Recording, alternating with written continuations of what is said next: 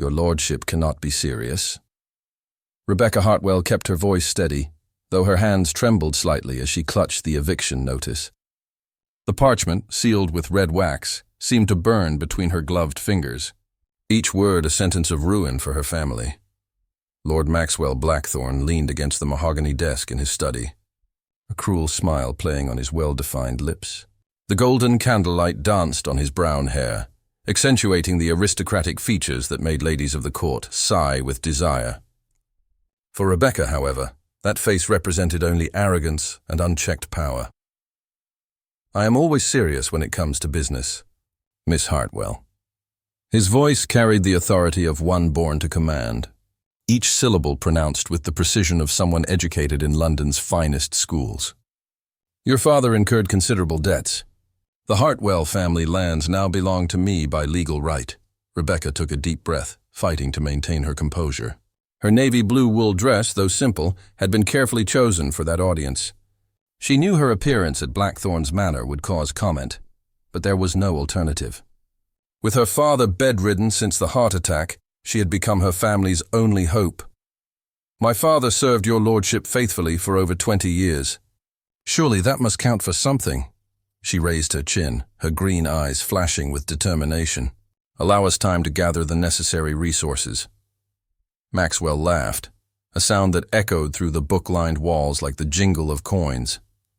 He rose from the desk, moving with the feline grace of a predator who had just spotted its prey. His silent steps on the Persian rug brought him dangerously close to Rebecca, who forced herself to remain still. Time? He stopped inches from her, so close Rebecca could smell the bergamot scent of his cologne mixed with the aroma of leather and tobacco that permeated the room. And what guarantee do I have that you will be able to honor the debt? Your father has already proven himself to be a man of unreliable word. The words struck Rebecca like a slap.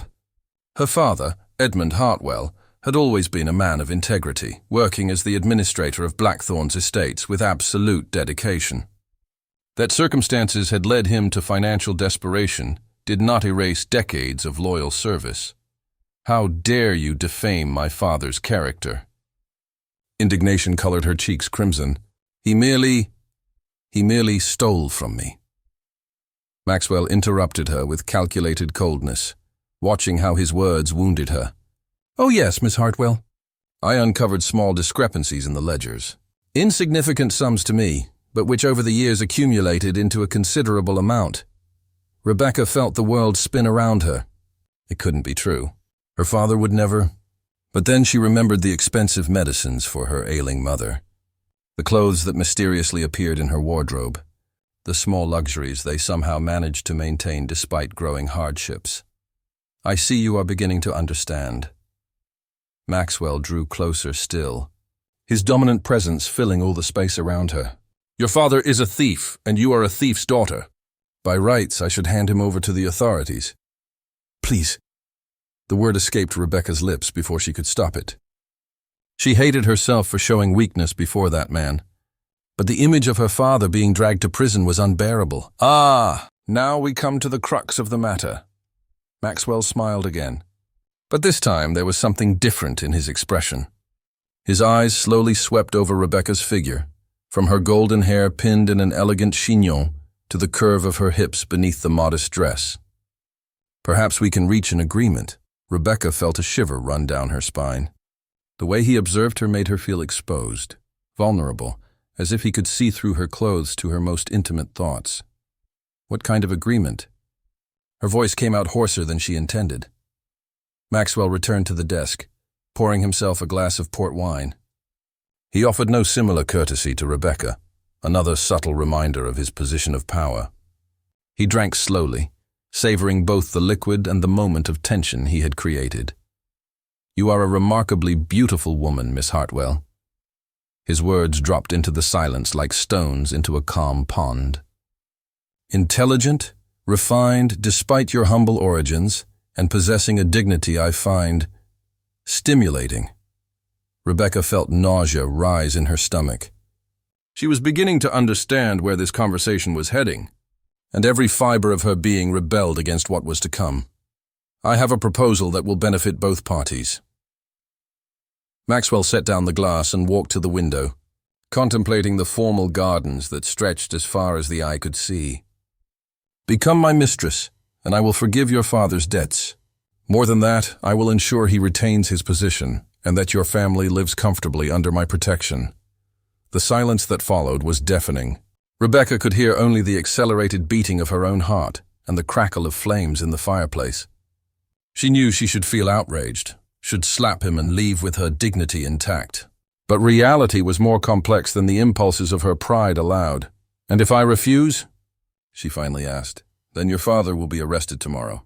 Your family will lose not only your home, but any hope of respectable survival. You know well how society treats those marked by dishonor." He turned to face her again. "You are not foolish, Miss Hartwell. You know this is the only way out." Rebecca closed her eyes, fighting back the tears that threatened to overflow. She thought of her ailing father, her fragile mother who depended on constant care, her younger siblings who still had a whole life ahead of them. She thought of her own reputation, the dreams she had cherished of a respectable marriage, of a life built on solid foundations of love and honor.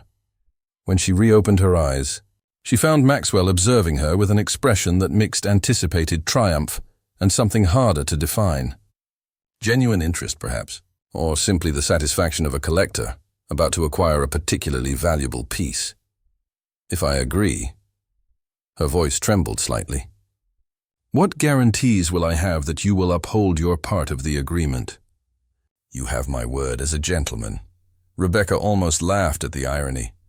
The word of a man who had just proposed something so dishonorable was worth less than the paper on which her father's debt was written. But she had no choice, and they both knew it. "I need time to consider your proposal." "Understandable." Maxwell drew closer to her once more, reaching out a hand to touch her face. Rebecca forced herself not to flinch, though her skin burned where his fingers made contact. "But I do not have all eternity. I will give you until tomorrow evening to decide." Rebecca nodded, not trusting her voice to reply properly. She performed a formal curtsy, as the rules of etiquette dictated, and headed for the door. Only when she was about to leave did she hear Maxwell speak again. "Miss Hartwell." She paused without turning. "I sincerely hope you make the sensible choice. It would be a pity to waste so much potential because of misguided pride." Rebecca left the study without replying, but her mind was already working furiously. If she was going to be forced into Maxwell Blackthorn's game, she would make her own rules. And perhaps, just perhaps, she could find a way to turn the tables on him. Night had fallen over the modest Hartwell residence when Rebecca finally crossed the threshold of the main door. Her legs trembled not only from the fatigue of the long walk from Blackthorn's manor, but from the crushing weight of the proposal she carried with her like an invisible burden. The house, once welcoming with its whitewashed walls and simple but well-maintained furniture, now seemed suffocating under the flickering candlelight that barely managed to dispel the shadows gathered in the corners. The familiar scent of lavender and beeswax that always perfumed the rooms could no longer mask the underlying odor of sickness and despair that had settled there in recent weeks. "Rebecca, darling, where have you been?" Her mother's frail voice, Lady Catherine Hartwell, echoed from the small parlor. Even ravaged by the tuberculosis that was slowly consuming her lungs, she maintained the refined manners of a lady educated at court decades ago, when she was still young and beautiful enough to attract the attention of suitors far wealthier than Edmund. "I went to attend to some matters concerning the properties." "Mama." Rebecca hung her damp cloak on the hook near the entrance, forcing her voice to sound natural while her hands still trembled. "How are you feeling?" Catherine Hartwell rose from the worn sofa where she spent most of her days, a lace handkerchief pressed against her lips to muffle the persistent cough. At 45, she still preserved traces of the beauty that had once made Edmund Hartwell defy his own family by marrying a woman without a considerable dowry. Her golden hair, identical to Rebecca's, was now flecked with silver threads and pulled back in a simple chignon that accentuated the pallor of her complexion. "Better now that you've arrived," she studied her daughter's face with the sharp perception only mothers possess. "But you look troubled. Has something happened to your father?" Rebecca hesitated, Edmund had spent the entire day unconscious, occasionally delirious about numbers and ledgers that tormented him even in his feverish dreams. How could she tell her mother about Maxwell's accusations? How could she reveal that the man she had loved devotedly for over 20 years was, in the eyes of the law, a thief? "Father is resting. The physician said it's normal after such a severe attack." The words came out more easily than she expected. Lying was becoming a necessary skill. "But we need to discuss our financial situation." Catherine's face twitched slightly.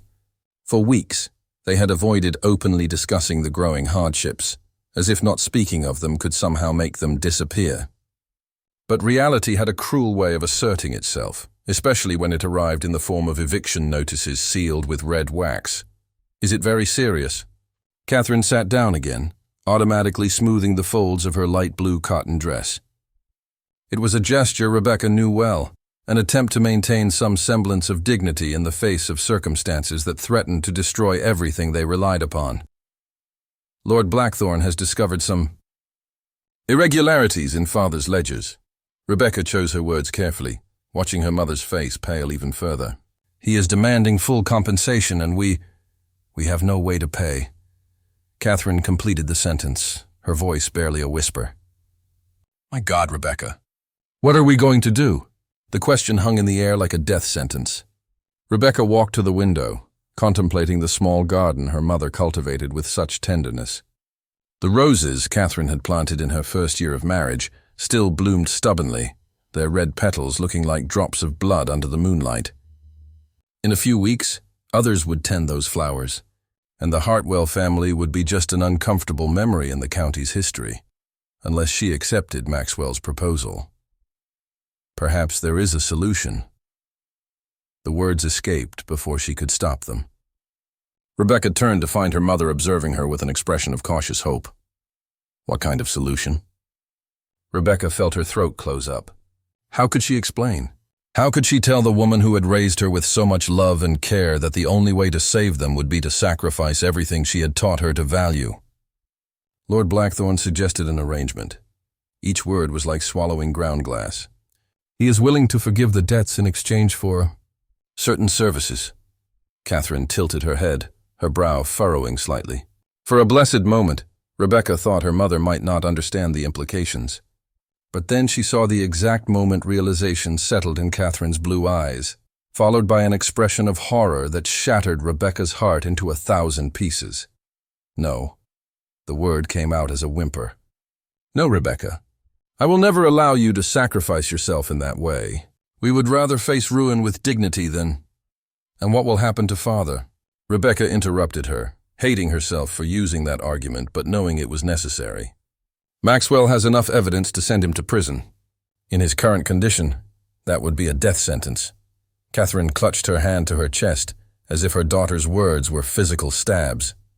Her breathing became more labored, and Rebecca rushed to help her sit down again, holding her trembling hands between her own. "There must be another way," Catherine whispered, silent tears streaming down her face. "We can ask your father's relatives for help. Or, you know they disowned him when he married you." Rebecca knelt beside her mother, resting her head on the lap that had so often comforted her during childhood. "And even if they hadn't, they don't possess the resources to cover such a considerable debt." They remained that way for long minutes, mother and daughter united in silent despair. Rebecca could feel Catherine's tears falling on her hair, each drop carrying the weight of shattered dreams and dead hopes. From the upper floor came the irregular sound of Edmund's breathing, a constant reminder of how fragile the balance upon which their lives rested had become. "If I were to do this," Rebecca finally murmured, "it would only be temporary. Until we find a way to establish ourselves independently." "Don't speak like that." Catherine gently pushed her away, forcing her to lift her head. "Once a woman walks that path, there is no turning back. Society offers no redemption for those who behave so improperly." "Society," Rebecca repeated bitterly. "The same society that will allow us to starve, as long as we do so discreetly." Catherine had no reply to that. Both knew the cruel hypocrisy of the world they lived in, where female virtue was valued only as long as it suited the men who controlled their lives, where a magnate like Maxwell Blackthorne could make any despicable proposal and still be received in the finest drawing rooms, while the woman who accepted his terms would forever be branded by dishonor. Perhaps, Rebecca said slowly, an idea beginning to form in her mind. It doesn't have to be exactly as he imagines. What do you mean? Rebecca stood up, walking to the window again.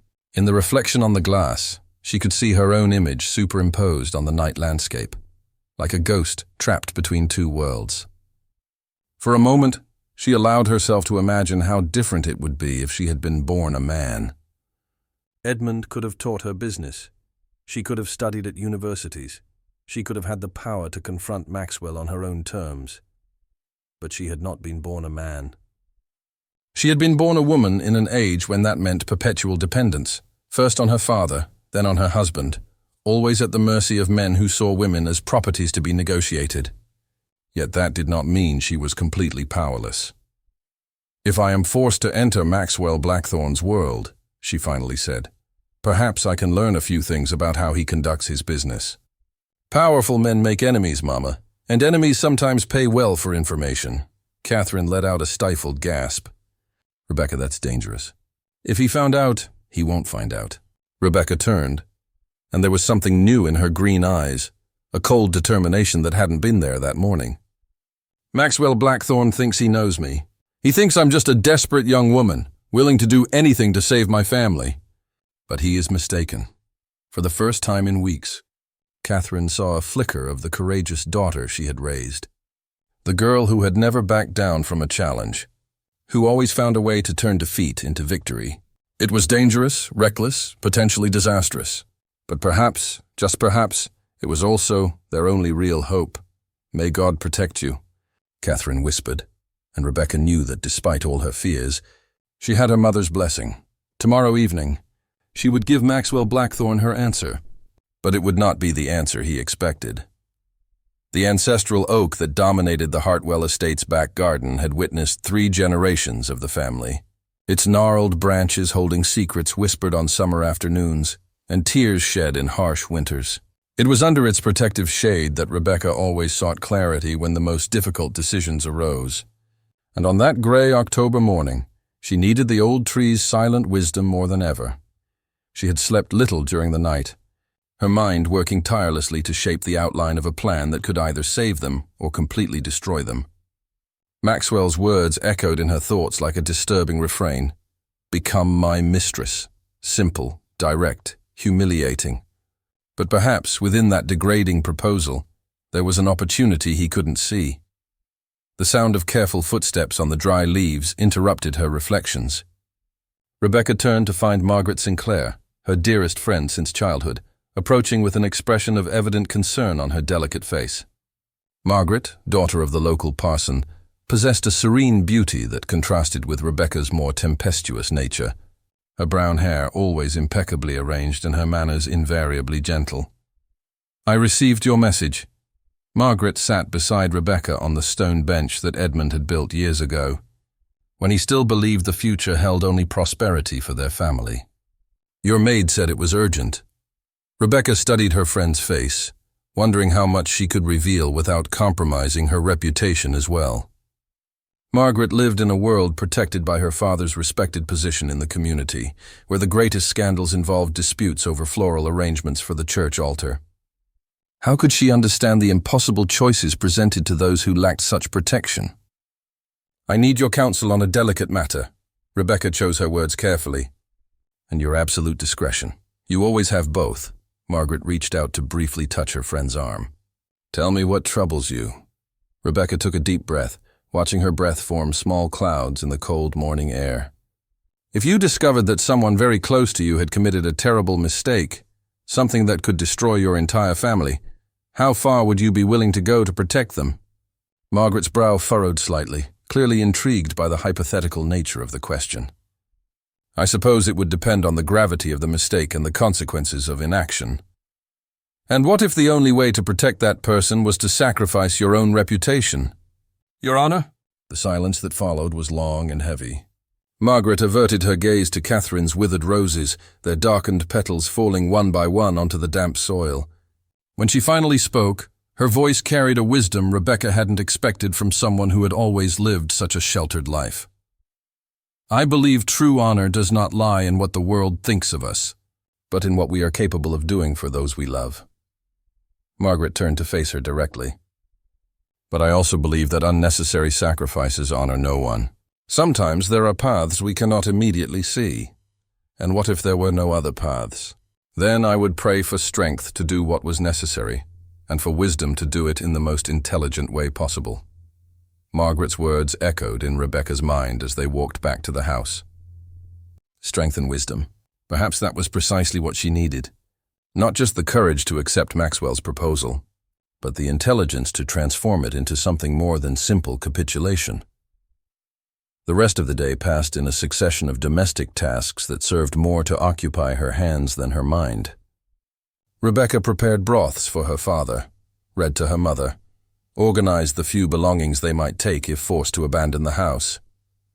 Each mundane activity gained a special weight, as if she were silently bidding farewell to the life she had known until then.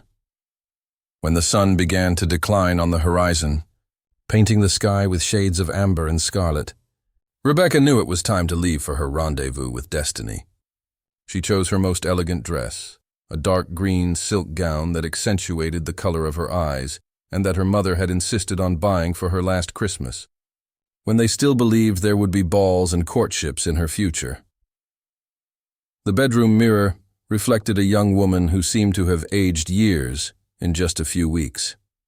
There was a new determination in her features, a hardness that hadn't existed before the crisis that had befallen her family. Rebecca styled her hair in a more sophisticated way than usual, applied a touch of rouge to her pale cheeks, and allowed herself a final moment of mourning for the innocence she was about to sacrifice. Blackthorn's manor rose against the twilight sky like a medieval fortress, its lit windows creating an irregular pattern of golden light against the dark stone. Rebecca had made that walk hundreds of times over the years, accompanying her father on his professional visits, but she had never felt so aware of each step, each turn of the path that led her inexorably to Maxwell. The butler who received her was the same solemn man she had known since childhood, but this time there was something different in his expression as he led her through the familiar corridors. He knew, Rebecca realized with a shiver. Somehow the servants were already aware of what was about to happen, and she could read in their eyes the mix of pity and disapproval that would become her constant companion from then on. Maxwell awaited her in the library, a room Rebecca had always considered the most impressive in the mansion. Carved oak shelves stretched from floor to ceiling, housing thousands of volumes in leather bindings that exuded the rich aroma of knowledge accumulated over generations. It was a sanctuary of intellectual and financial power, a tangible reminder of the distance that separated her position from his. He rose from an armchair near the fireplace when she entered, impeccable in a dinner suit that had cost more than her family saw in entire months. The firelight danced over his aristocratic features, accentuating both his beauty and the calculated coldness that seemed to emanate from him like a palpable aura. "Miss Hartwell." His voice carried a tone of formal politeness that couldn't quite disguise the underlying satisfaction. "You are punctual." "I appreciate that quality, Lord Blackthorn." Rebecca executed a perfect curtsy, each movement precisely calibrated to demonstrate respect without submission. "I have come to give you my answer." "Excellent." He gestured for her to sit in an armchair opposite his, separated by a low marble table where a bottle of wine and 2 glasses awaited. "But first, allow me to offer you something to drink. The evening is cold and our conversation may be extensive." Rebecca accepted the glass he offered her, her fingers briefly touching his during the exchange. The wine was exquisite, probably more expensive than anything she had ever tasted, but the rich flavor couldn't disguise the bitterness of the situation that had brought her there. "So?" Maxwell settled comfortably into his armchair, observing her with the predatory attention of a hawk studying its prey. "What is your decision?" Rebecca set the glass carefully on the table, gaining a few precious seconds to organize her thoughts. This was the crucial moment, the point of no return that would divide her life into before and after. But it was also her opportunity to establish some terms of her own in the agreement Maxwell judged entirely favorable to himself. "I accept your proposal." The words came out firmer than she expected. "With some conditions." Maxwell raised an eyebrow, clearly surprised by her audacity in attempting to negotiate. "Conditions? I thought I made it clear that you are not in a position to make demands." "They are not demands." Rebecca kept her voice calm, though her heart was beating so hard she feared he might hear it. "They are clarifications on the terms of our agreement." "Proceed." "Firstly, I want written guarantees that my father will not be prosecuted, regardless of what may happen between us in the future. Secondly, my family will retain their current residence and an adequate monthly income for their needs. Thirdly, this arrangement will remain discreet. I will not be paraded as a trophy at social events." Maxwell laughed, a sound that echoed among the book-filled shelves. "You are more clever than I imagined, Miss Hartwell." "Very well, I agree to your conditions, but I have a few of my own." Rebecca nodded for him to continue, though a part of her screamed to run out before it was too late. "You will be available whenever I desire your company. You will behave with appropriate elegance in all circumstances. And most importantly," his eyes fixed on hers with a disturbing intensity, "you will not try to play games with me, Miss Hartwell. I am far more experienced in this type of arrangement than you are." "I understand perfectly, my lord." Rebecca stood up, extending her hand in a formally businesslike gesture that clearly amused him. "Then we have an agreement?" Maxwell rose as well, enclosing her delicate hand within his for a few seconds longer than was appropriate.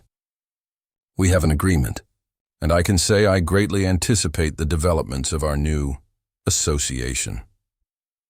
When Rebecca left the library 20 minutes later, carrying signed documents that guaranteed her family's security, she felt as if she had just sold her soul.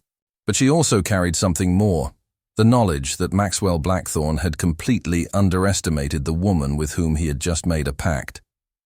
The game had begun, and she was determined to play to win. Maxwell Blackthorne's private carriage glided silently through the cobbled streets of London as Rebecca watched the shadows dance between the Georgian buildings from the window. 2 weeks had passed since she sealed her fate in that secret-filled library, and each day had brought new layers of complexity to the agreement she had initially thought she fully understood.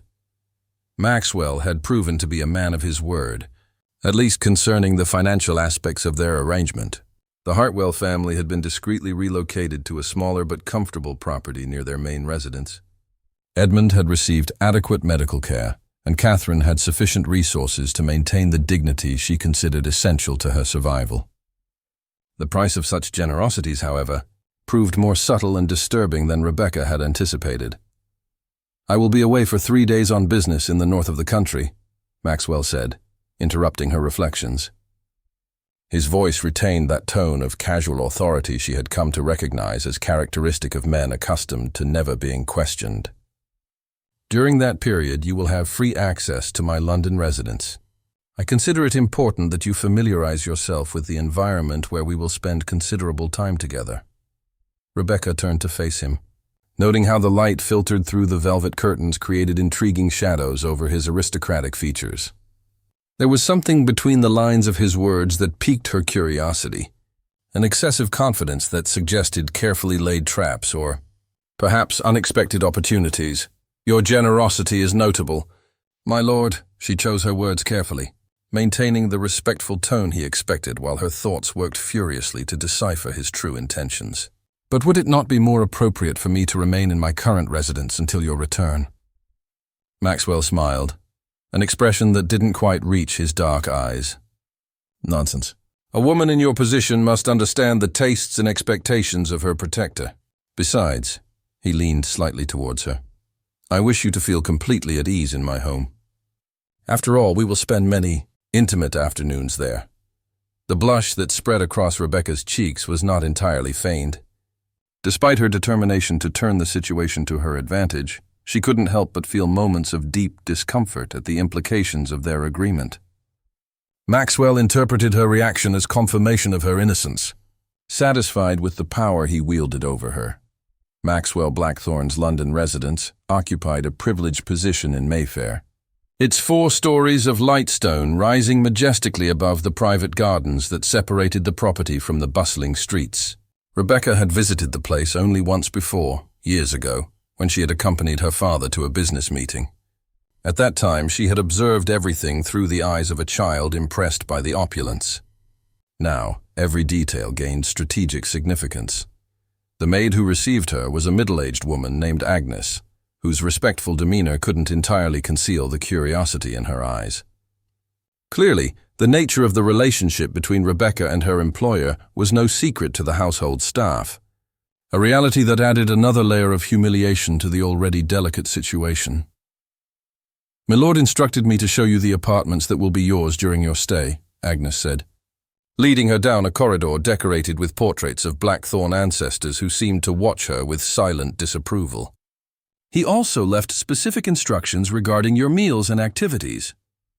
The apartments in question were luxurious beyond anything Rebecca had previously experienced.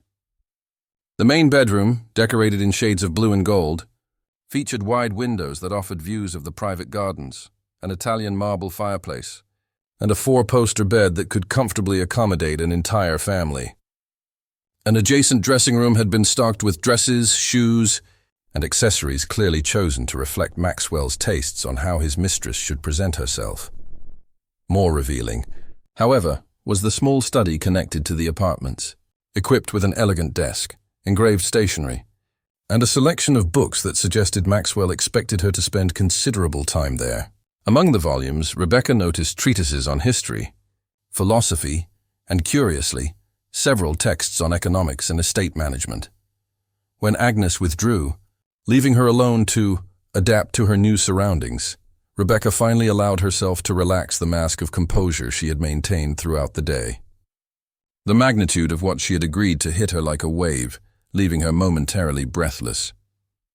There she was, installed as the mistress of a man she despised, in apartments decorated for his pleasure, waiting for him to return and claim what he considered his by right.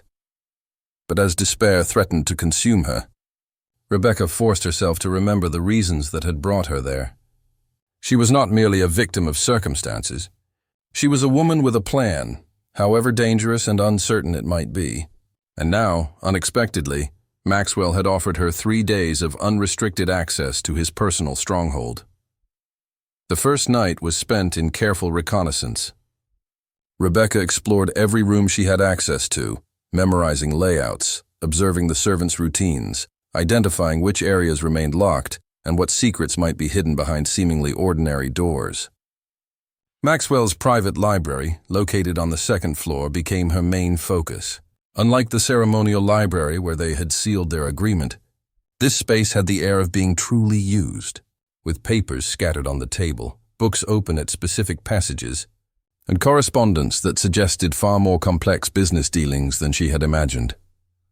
On the 2nd morning, dressed in one of the elegant morning gowns Maxwell had provided, Rebecca decided to risk a bolder exploration. She waited until most of the servants were occupied with their regular tasks, then made her way to the main study on the ground floor, a masculine sanctuary of dark mahogany and leather that exuded power and secrets.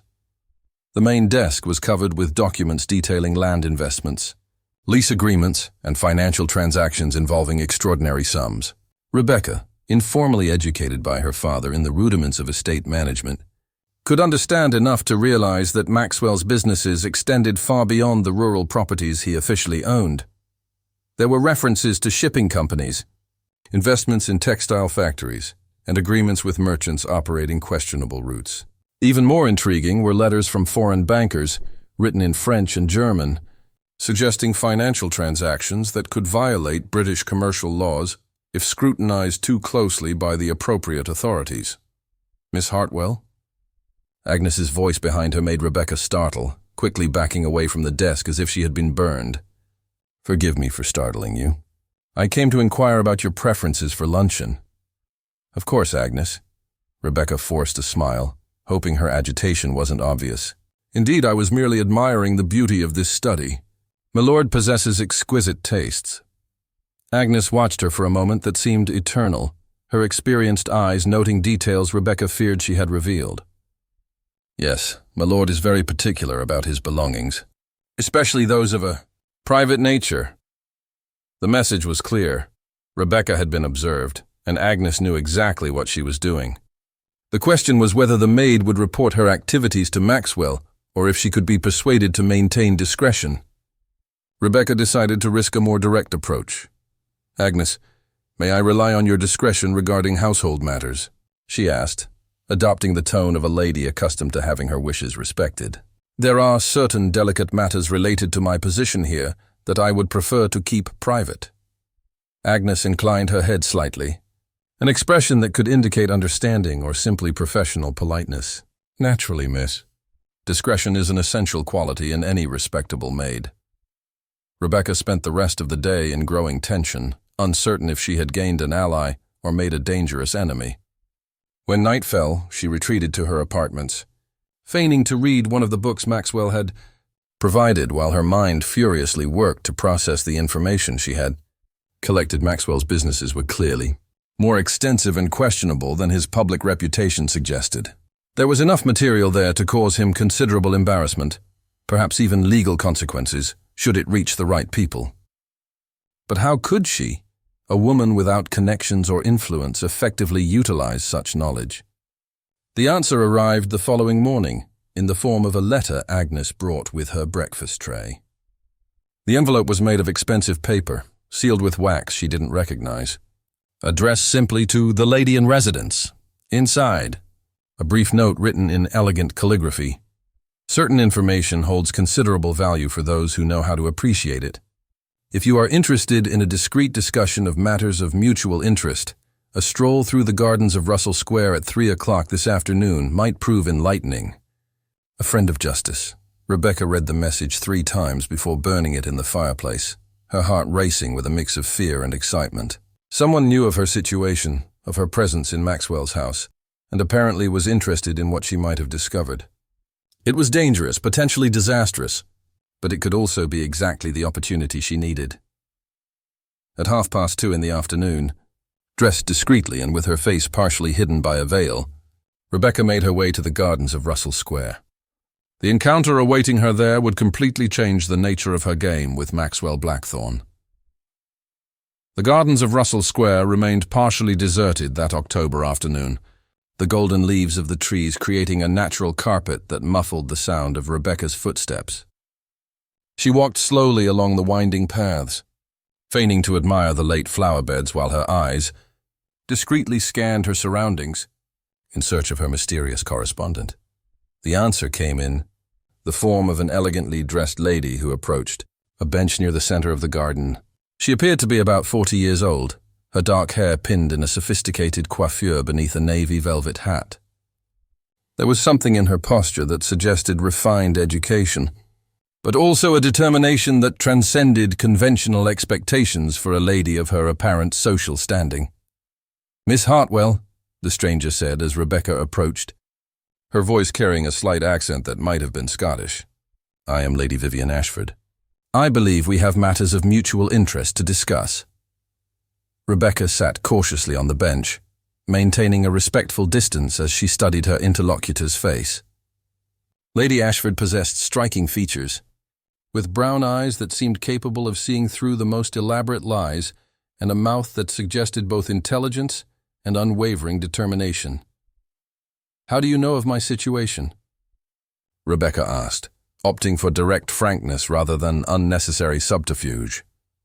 "London is smaller than you imagine for those who know how to observe." Lady Ashford opened a small silk reticule, taking out an embroidered handkerchief, which she used to subtly adjust the position of her glove. Especially when certain financial transactions catch the eye of people interested in irregularities. Rebecca felt a chill run down her spine. "What kind of irregularities?" "Lord Maxwell Blackthorne possesses an impeccable reputation in the eyes of London society. A respectable magnate, occasional philanthropist, host of influential gatherings." Lady Ashford paused, her eyes fixing on Rebecca's with disturbing intensity. "But reputations can be built on extremely fragile foundations." "Why are you telling me this?" Lady Ashford smiled for the first time, an expression that completely transformed her features. Because, my dear, you represent a unique opportunity. Your current position gives you access to information that we, working externally, could never obtain. We? A group of individuals concerned with certain questionable commercial practices that affect not only English investors, but also workers in our colonies. Lady Ashford leaned slightly towards Rebecca, lowering her voice. Lord Blackthorne has substantial investments in the East Indies spice trade, but his practices involve exploitation that goes beyond what even our society, accustomed to such arrangements, considers acceptable. Rebecca remembered the documents she had glimpsed in Maxwell's study, the letters in foreign languages, the references to transactions that seemed deliberately obscure. What kind of exploitation? Forced labor of children on spice plantations? Diversion of funds intended for the improvement of workers' living conditions? Bribery of colonial officials to ignore violations of commercial laws? Lady Ashford enumerated each accusation with the precision of someone who had carefully studied the matter. And these are only the crimes we have been able to partially document. The world seemed to tilt slightly around Rebecca. She had agreed to become the mistress of a man she despised for his arrogance and personal cruelty, but the idea that he could be responsible for suffering on such a grand a scale was almost unbearable. What do you expect me to do? Documents, correspondence, details about his business meetings. Lady Ashford took a small leather-bound notebook from her reticule. Any evidence that can be used to expose his practices to the appropriate authorities. Rebecca accepted the notebook, noticing how her hands trembled slightly. And in return?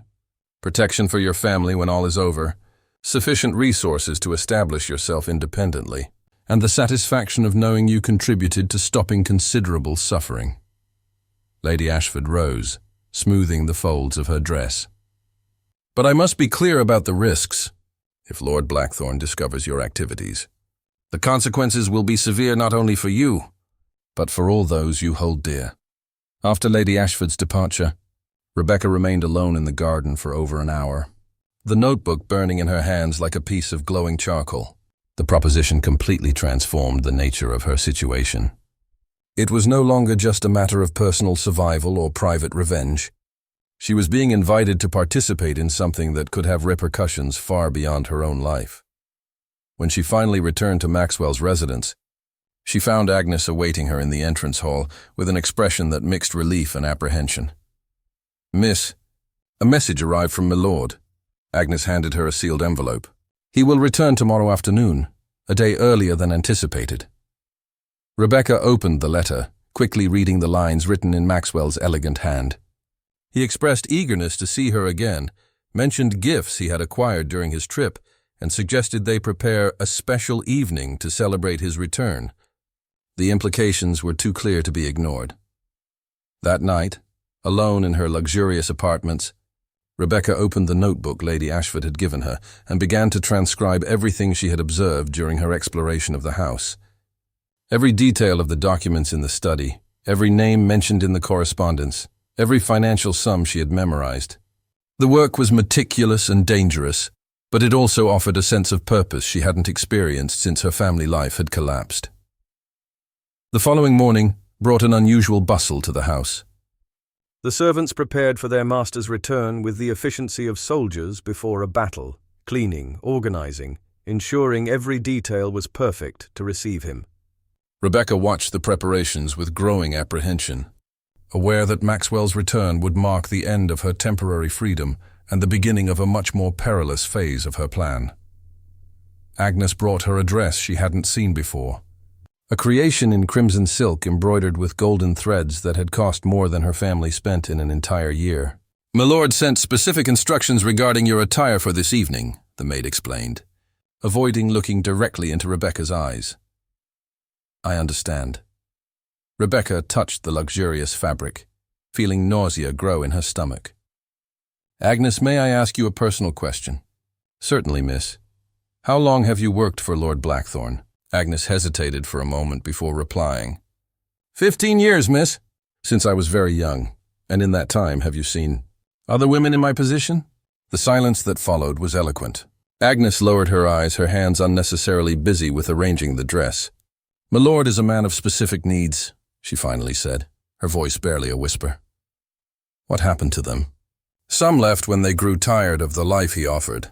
Others—" Agnes broke off abruptly, as if realizing she was revealing more than she should.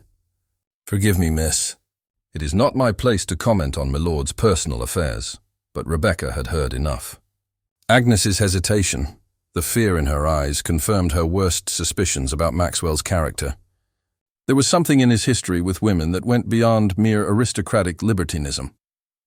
In the afternoon, when Maxwell's carriages were sighted at the entrance, Rebecca stood at the window of her apartments, watching him descend from the vehicle with the natural elegance that characterized all his movements. Even at a distance, she could perceive the anticipation in his posture, the satisfaction of a man returning to pleasures he considered deserved. He did not immediately come up to see her, as she had expected. Instead, he went to his study, no doubt to deal with correspondence accumulated during his absence. Rebecca took the opportunity to make a final check of her secret hiding places, ensuring that Lady Ashford's notebook was secure and that she had left no evidence of her exploratory activities. When a knock finally came at her door, the sun had already set completely. Agnes entered, carrying a tray with champagne and 2 glasses. "My lord requests your presence in the library in half an hour," she announced, her expression carefully neutral. "He wishes to toast your reunion," Rebecca nodded, her throat suddenly too dry to allow words.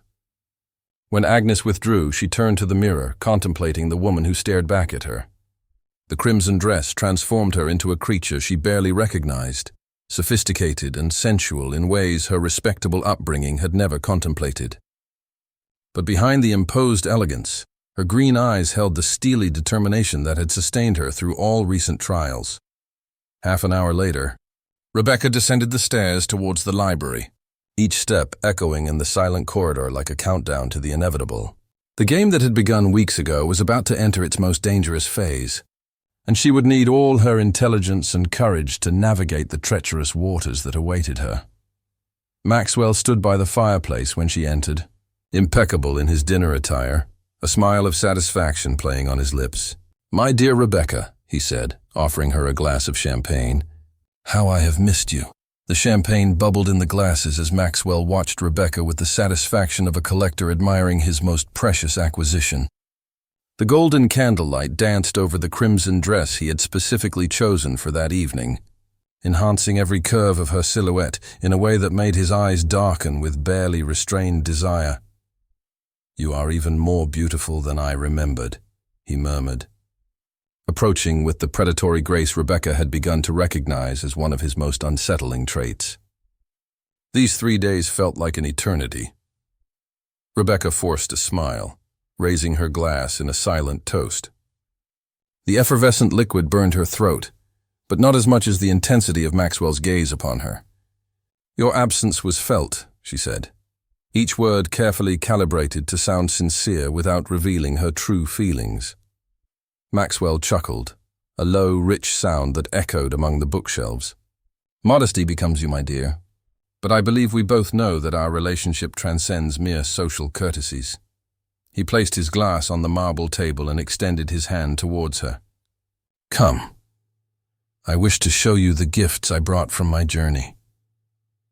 Rebecca hesitated for a fraction of a second before accepting his hand, immediately feeling his fingers close over hers with a pressure that suggested possession more than gentleness. Maxwell led her to a side table where several velvet boxes awaited, each clearly containing jewels of considerable value. "Diamonds from Amsterdam," he said, opening the first box to reveal a necklace that sparkled like captured stars. "I thought they would magnificently enhance the color of your eyes." His hands moved to the back of her neck, carefully lifting her golden hair as he positioned the necklace. The touch of his fingers against her bare skin made Rebecca shiver, a reaction Maxwell interpreted as pleasure. "It's dazzling," she murmured, touching the cold stones that now adorned her décolletage. "Your generosity leaves me speechless." "Generosity?" Maxwell chuckled again, his hands remaining on her shoulders for a few seconds longer than necessary. "Nonsense. A man adorns his woman as she deserves, And you, my dear Rebecca, deserve only the best my money can buy." The possessive way he spoke made Rebecca's stomach clench, but she forced herself to maintain the appropriate expression of gratitude. "You are very kind to me." Maxwell opened the other boxes in succession, revealing emerald earrings, a sapphire bracelet, and a ruby ring that he slipped onto her right ring finger with disturbing precision. Rebecca realized he had carefully calculated her sizes during his absence, likely consulting Agnes about intimate details that made her blush. "Now you are suitably adorned for the special occasion I have planned," Maxwell said, stepping back to admire his handiwork. "Tomorrow evening I will host an intimate dinner for some important associates. It will be your first official appearance as my companion." Rebecca felt her blood run cold. Hadn't we agreed that our arrangement would remain discreet? Discreet, yes. Secret, no.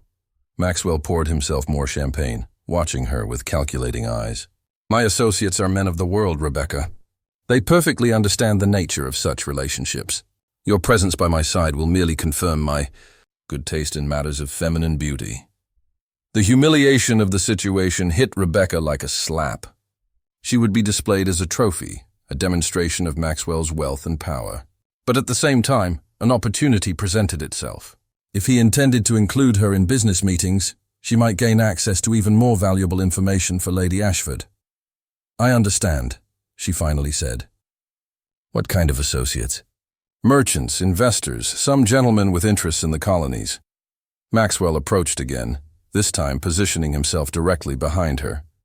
Rebecca could feel the warmth of his body through the thin fabric of her dress, his dominant presence enveloping her like an invisible net. Men who appreciate both lucrative business and refined company. The implications of his words were too clear to be ignored.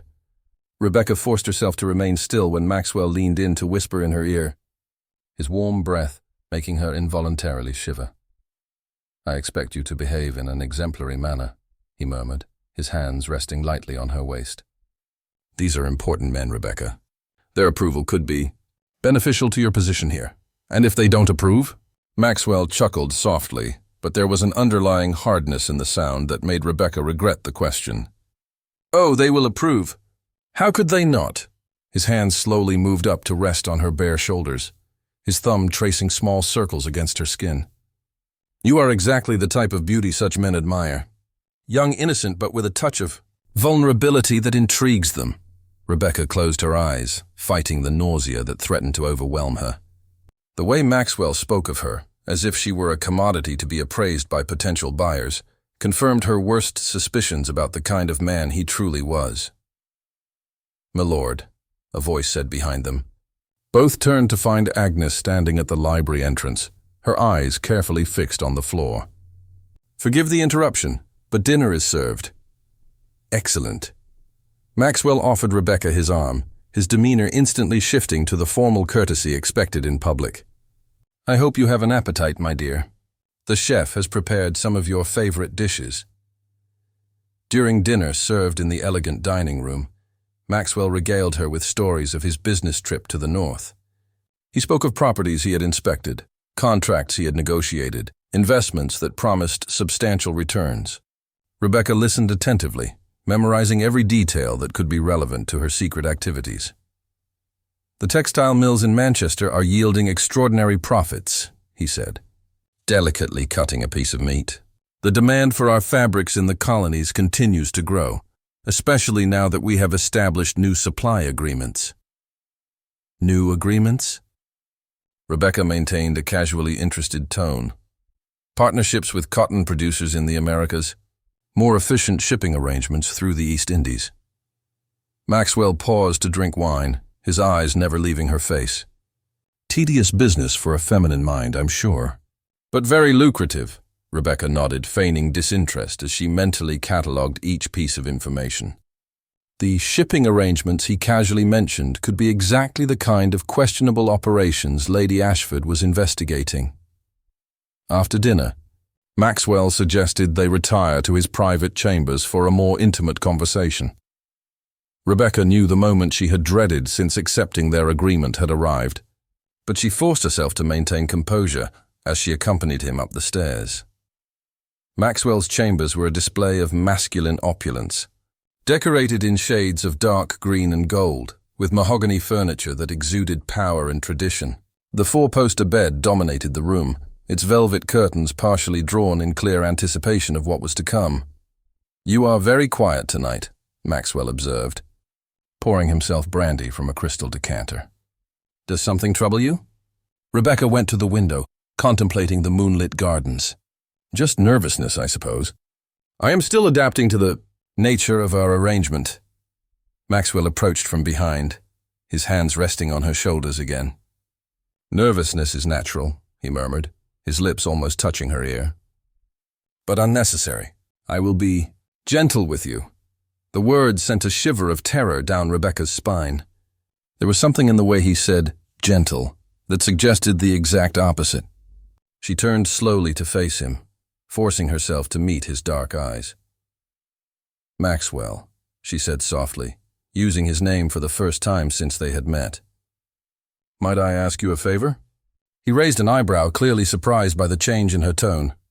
"Certainly. Might you wait just a few more days?" Rebecca lowered her eyes, feigning shyness.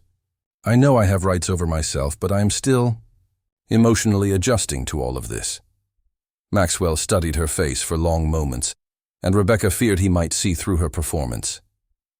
But then he smiled, an expression that might have been gentle if not for the predatory gleam in his eyes. "Of course, my dear. You are more innocent than I imagined." He leaned in to kiss her forehead, an almost paternal gesture that made her even more uncomfortable. "But I will not wait indefinitely. Patience, even mine, has its limits." When Rebecca finally returned to her own apartment, her hands trembled so much she could barely remove the jewels Maxwell had given her. Each precious piece seemed to weigh like shackles, tangible reminders of her status as acquired property.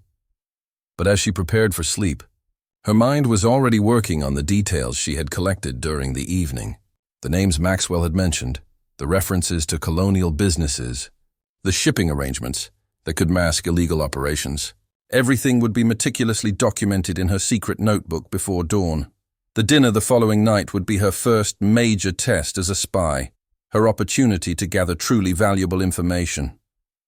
But it would also be the moment her double life became even more dangerous, when any mistake could expose not only her secret activities, but also jeopardize everyone and everything she loved. As the moon slowly moved across the night sky, Rebecca remained awake, planning every detail of how she would navigate the treacherous waters that awaited her. Maxwell Blackthorn's dinner table had never been prepared with such meticulous care. The silverware gleamed under the light of dozens of candles. The bohemian crystal reflected like liquid diamonds, and the exotic flowers arranged in elaborate displays exuded fragrances that subtly masked the scent of power and corruption permeating the atmosphere. Rebecca watched the final preparations from the window of her apartments, every detail confirming the importance of the guests Maxwell hoped to impress that night. Agnes had spent hours arranging her hair in an elaborate French creation, intertwining golden silk ribbons among the blonde strands that fell in artfully arranged curls over her bare shoulders. The dress chosen for the occasion was a masterpiece in sapphire blue silk, embroidered with tiny pearls that caught the light with every movement, transforming her into a creature who seemed to have stepped out of the pages of a wicked fairy tale. "You are radiant."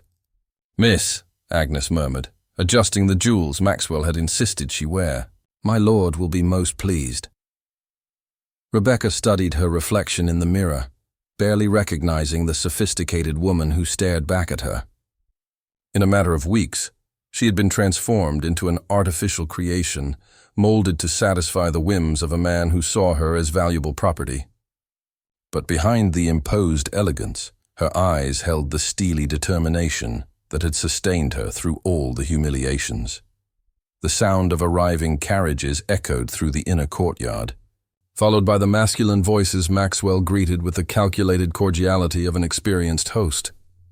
Rebecca recognized some of the names he had mentioned during his business accounts. Lord Pemberton, known for his questionable investments in Caribbean sugar plantations. Sir Reginald Ashworth, whose shipping companies transported more than legitimate spices, and Lord Fitzgerald, whose ties to slave traders were poorly kept secrets in aristocratic circles.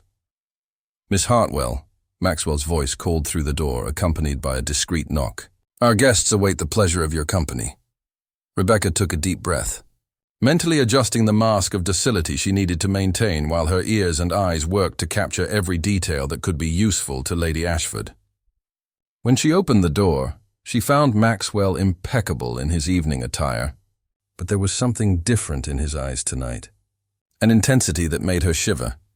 "You are absolutely stunning," he murmured, offering her his arm with the solemnity of an experienced courtier. "Tonight will be very important for our future business, Rebecca. I trust you understand the delicacy of the situation." The implications of his words were clear. She was to be ornamental and silent, a display of his wealth and power.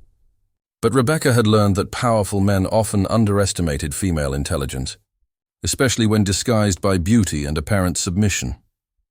The drawing room was filled when they descended the main staircase, masculine voices creating a constant murmur punctuated by laughter that echoed among the gilded wooden panels.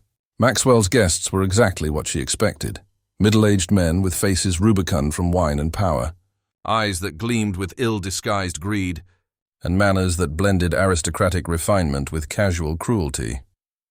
"Gentlemen," Maxwell announced, his voice cutting through the conversations, "allow me to present Miss Rebecca Hartwell, my latest acquisition." The way he used the word made Rebecca's blood boil, but she maintained a serene expression as she executed a perfect curtsy. The men's eyes raked over her with blatant appraisal, as if they were estimating her worth at a cattle auction. An extraordinary beauty. "Blackthorn," commented Lord Pemberton, approaching with an oily smile. "Where did you unearth this charming creature?" "Sometimes the most precious treasures are found in unexpected places," Maxwell replied, his hand resting possessively on Rebecca's waist. "Miss Hartwell possesses a refined education that makes her versatile in her abilities." The laughter that followed made Rebecca wish she could disappear, but she forced herself to smile gracefully as Maxwell led her among the groups of guests. Each introduction brought new humiliations disguised as courtesies, comments about her beauty that masked calculating appraisals of her value as merchandise. During dinner, Rebecca found herself strategically positioned between Sir Reginald and Lord Fitzgerald, a placement she initially interpreted as coincidence until she noticed how Maxwell keenly observed her interactions. She was being tested, her ability to entertain and impress his guests being evaluated as part of her overall utility.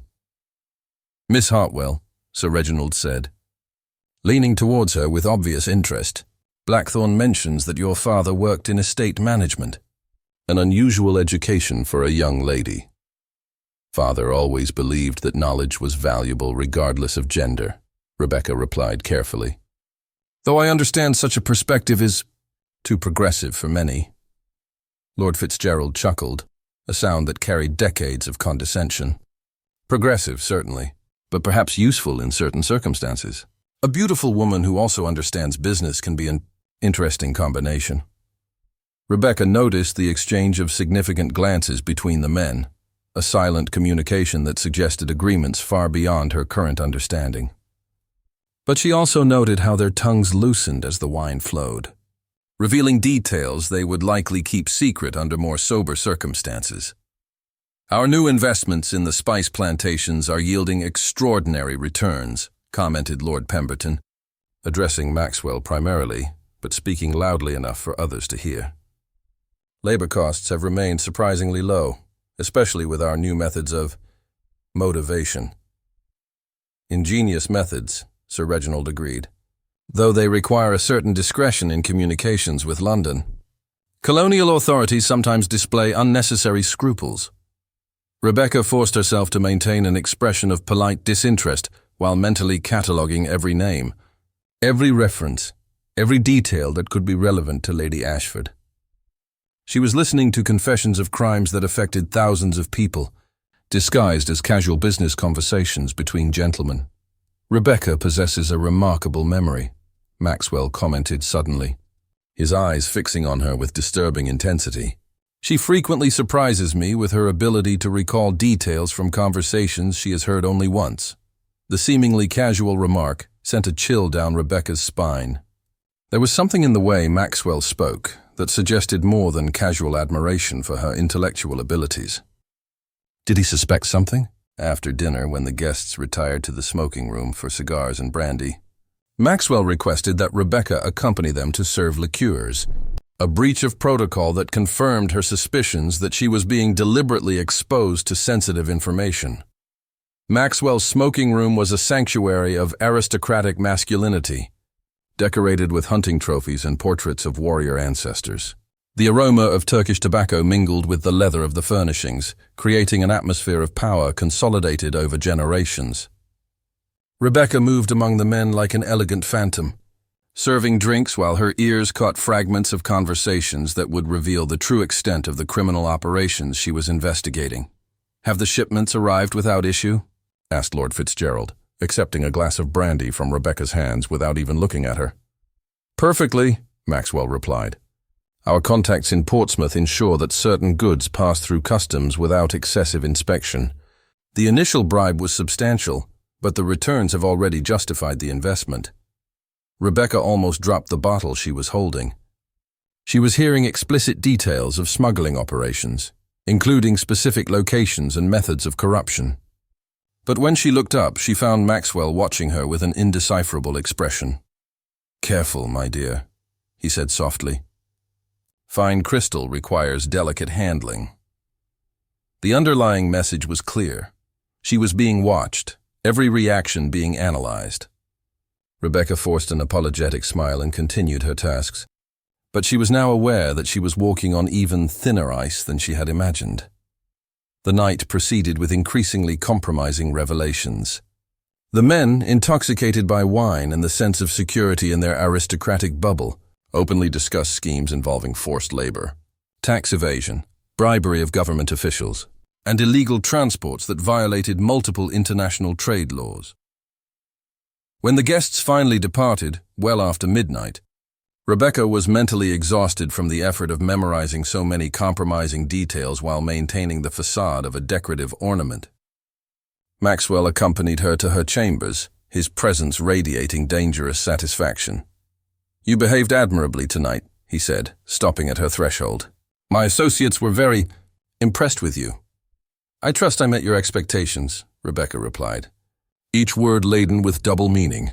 Maxwell stepped closer, his hands resting on her shoulders with a pressure that suggested both affection and warning. "Oh, you exceeded my expectations in many respects. In fact, I'm beginning to suspect that you are far more interesting than I initially imagined."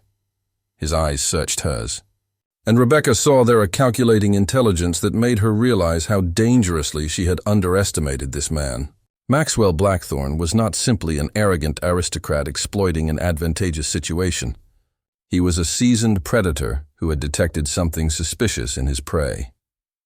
"Rest well, my dear," he murmured, leaning in to kiss her forehead in a gesture that felt more like a threat than tenderness. "Tomorrow we will have much to discuss." When the door closed behind him, Rebecca finally allowed herself to tremble. She had collected enough information to destroy Maxwell and his associates, but now she suspected he was beginning to realize she was not the naive young woman she pretended to be. The game had turned deadly, and Rebecca realized she might have finally met an opponent equal to her determination. But as she prepared to transfer her findings to the secret ledger, a steely resolve settled in her heart. She had come too far to retreat now, and Maxwell Blackthorne was about to discover that he had drastically underestimated the woman he considered his property.